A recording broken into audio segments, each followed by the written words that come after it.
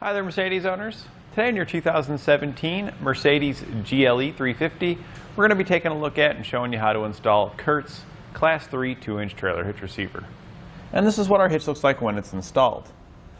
For the most part, it's going to be hidden behind the bumper, so you can't see any of the cross tube. You're just going to see the receiver here at the back. And it's tucked up pretty nicely to where, unless you're looking right down on it, you're really not going to notice it. It's a Class 3 2-inch by 2-inch receiver, so it's going to be great for all of your towing needs. Whether you're wanting to hook up a bike rack in it, like a 4-bike platform rack and bring some bikes to the trail, or if maybe you've got a pop-up camper you wanted to bring with you to the campsite, you should be able to do that as well.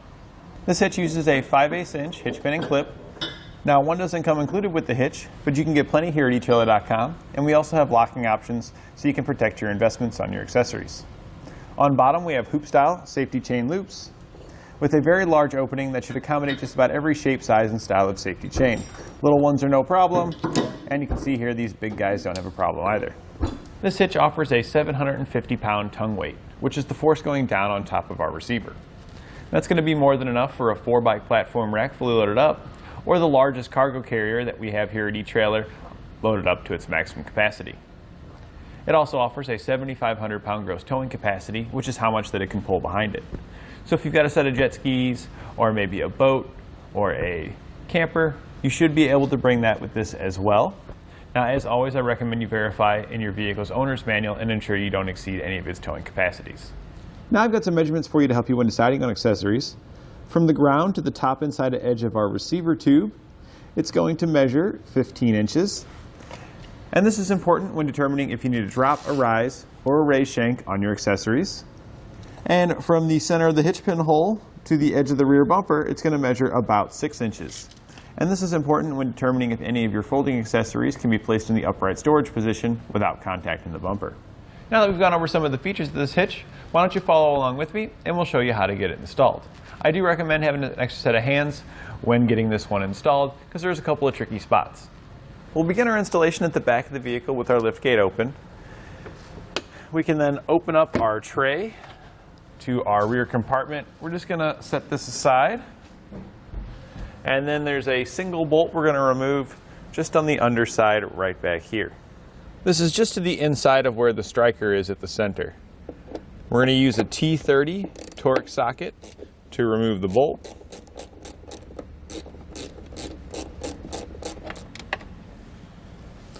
And once we've got that removed from there, the panel will just pull up. There are clips underneath, so I like to start on one side, get this side popped up. Then I'll check the other side, make sure it gets popped up.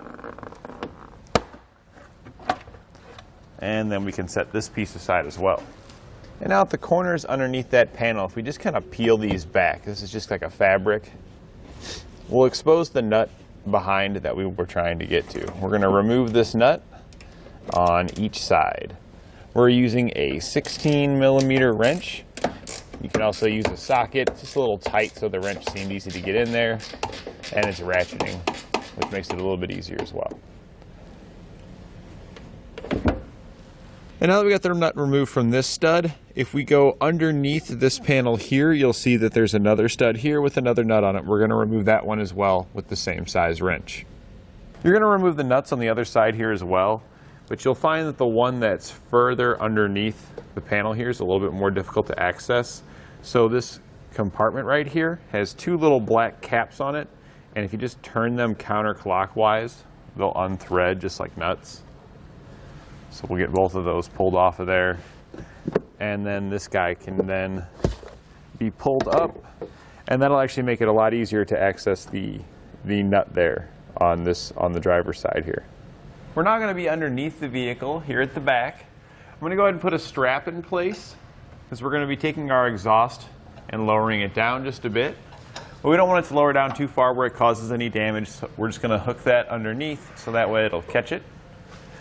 To get your exhaust down, I recommend using a little bit of spray lubricant. There's going to be one hanger located on each side. It's going to look just like this. And a little bit of lubricant will make it come off of there a lot easier. And just use your pry bar or a really big screwdriver, and you can just get up in here and just pop it right off of there. Once you get it popped off, you can twist it off to the side.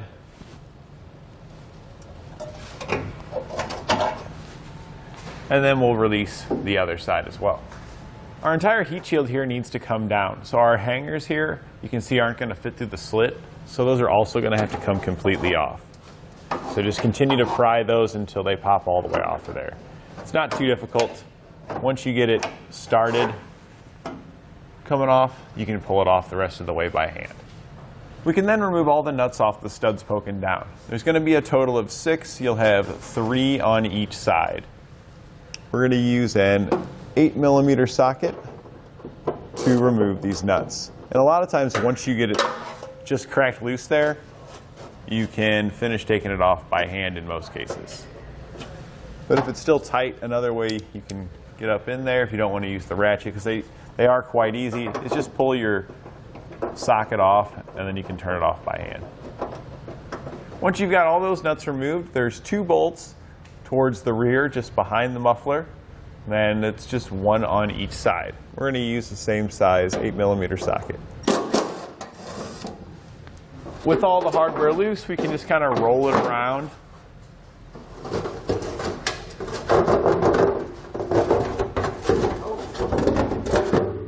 And it'll come right out of the way.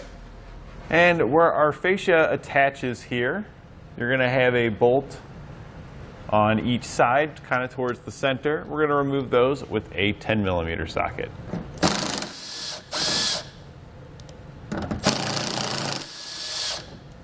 And now we're going to look at just here at the back of the vehicle where this flange is right here. If we come just around the inside towards where our muffler is here, we'll see that there's a stud with a nut on it, and there's also one right here. This is our bumper beam. These are the pair here on the bottom on the outside from the ones that we took off earlier on the inside of the vehicle. We're going to go ahead and use a 16mm socket to remove both of these. Once you get the first one removed down here, I recommend just threading it back on, maybe 1 or 2 threads, just to make sure that when you get all your hardware taken loose, you got something there to catch it so that way the bumper beam can't just fall out.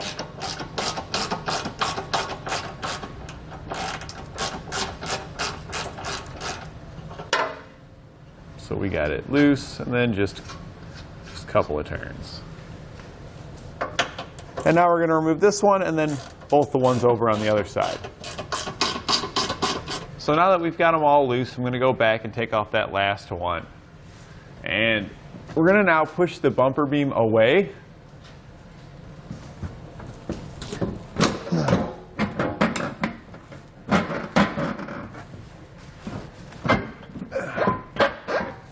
And you're going to see there, you can't really push it all the way away. But we're going to be able to push it away just enough to be able to get our hitch in place.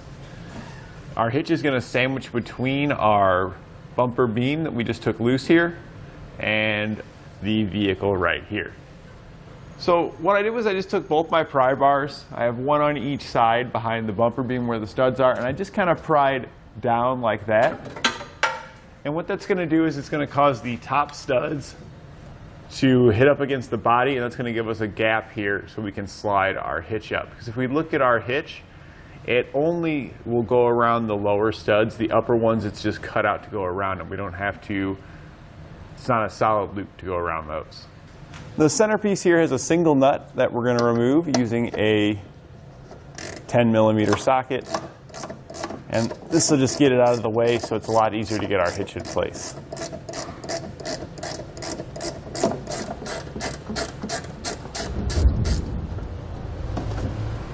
And now with an extra set of hands, we're just going to lift our bumper beam up into position, sliding it behind the bumper beam. It can be pretty tight. And if it does fall up in there on you, you might need to use your pry bar to pull it back out some.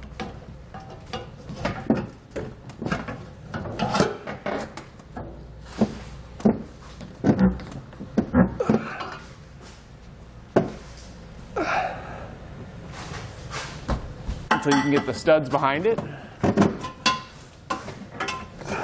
So as you're getting them lined up, you will just kind of have to pry on your on your bumper beam and components until you get it to pop back into the holes.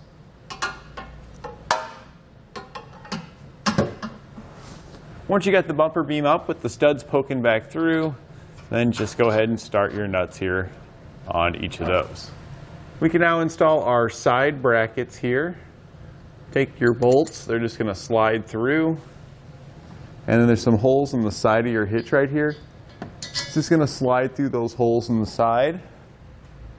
And then the flange nuts that come included with your kit. You just reach around on the inside and thread that on. It can be a little difficult to see, but you should be able to reach up in there with no problem and get that started on there. And then once you get that one on, there's 2 holes on each side. So we're going to make sure that we put the second bolt in up there, just below the first one. That's also going to go through your hitch. And then we're going to get a nut started on this one as well. And you see how the bracket shoots down? It's going to line up with the hole in the bottom of our fascia, except now we can't use a nut and a bolt there like it was before, but instead we're going to be using the push pin that comes included with your kit. And it's just a little black pin that you're just going to go straight up the bottom, right into the bracket to hold it. So now that we've got the hardware started on this side, we're going to go ahead and start it on the other side. We can now go back and tighten down our hardware. So we're going to tighten down all of our bumper beam bolts here on the bottom with that 16mm socket.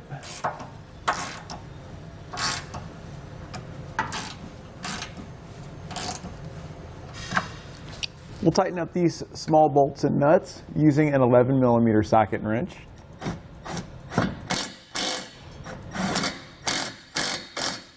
We can now go back and torque our hardware. We're going to start with the bumper beam bolts, and you can find your torque specifications in your instructions.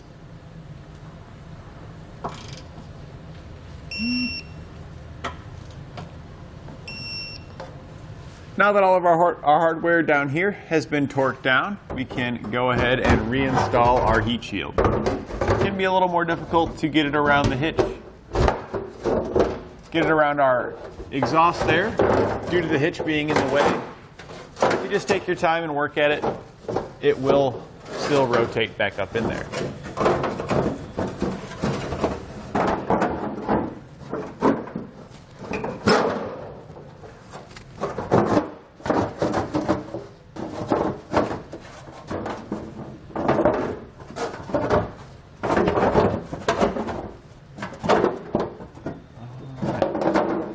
And once you get it set up in there, it's not going to go all the way back up because we're going to be contacting our hitch right here. So we're just going to take our snips and just right on each side of the hitch, we're just going to cut a small notch.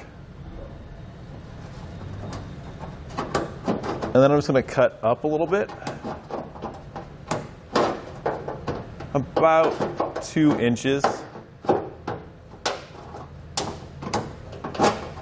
And then what we can do is we can take that spot there and we can just bend it up like that, and that way it'll fit right around our hitch. And now at this point it's just reinstalling your hardware in reverse order of how you removed it.